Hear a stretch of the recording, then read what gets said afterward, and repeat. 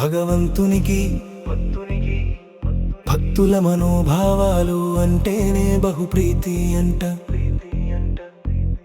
భగవంతునికి భక్తుల మనోభావాలు అంటేనే బహుప్రీతి అంట.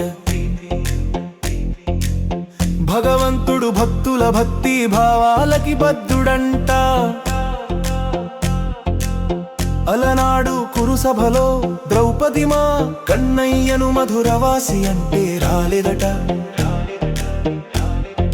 బృందావనవాసి అంటే రాలేదట.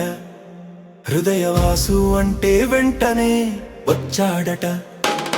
భగవంతునికి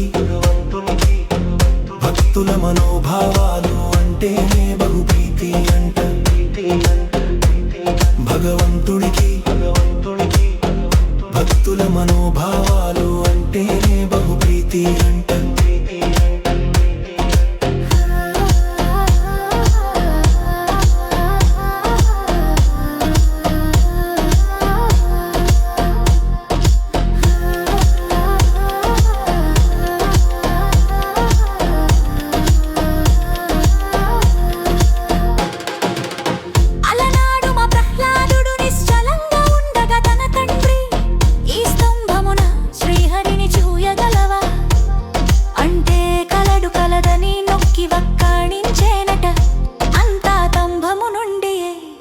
నరసింహుడు ఆ శ్రీహరి వచ్చేట.